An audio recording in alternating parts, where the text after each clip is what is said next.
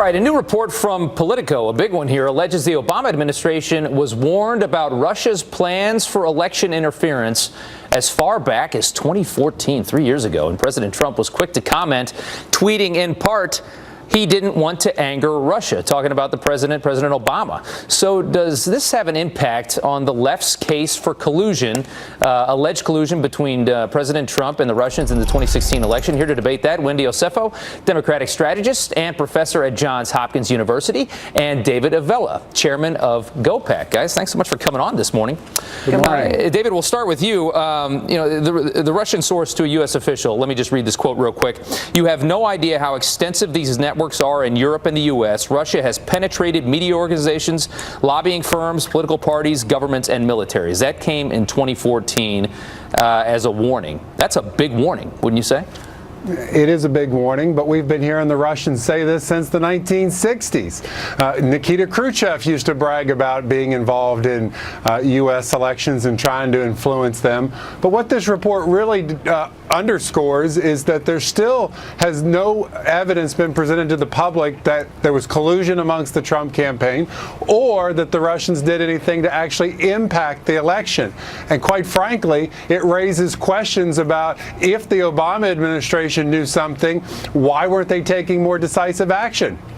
No, and then I think you would allege that that's because they assumed that Hillary Clinton was going to win that election, as I think we all did. Wendy, over to you for a second. Obviously, you know, if you're looking at a case for collusion here, and you see that the Russians, have been working on this for a while. We've seen them screwing with other democracies, other countries in Europe and stuff like that. 2014 was before Donald Trump even announced he was running for president, and then he had to beat 16 other guys to get to that position to even run against Hillary Clinton, and he didn't have a snowball's chance in hell, according to most people. How do you make a case for collusion if you see this warning as far back as 2014?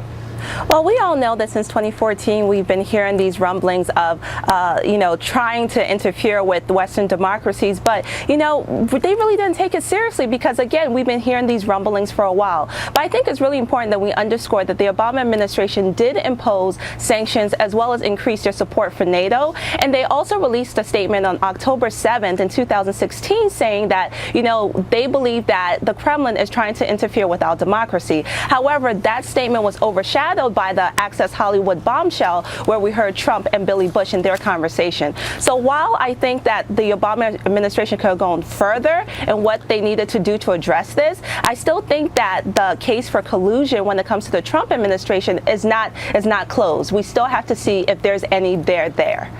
Okay. All right. I guess that's fair. David, over to you for a second. It's said an Intel official, an Obama Intel official, said nobody wanted to piss off the Russians. Was a pretty frank statement there.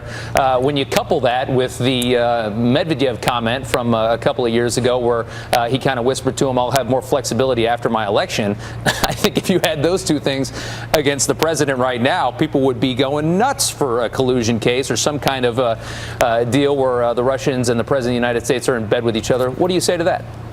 There is no question we need to continue to stay tough on Russia, and whether that's this election or let's also keep in mind that it was just last year that Vladimir Putin claimed that they could take out the U.S. Navy's communications system.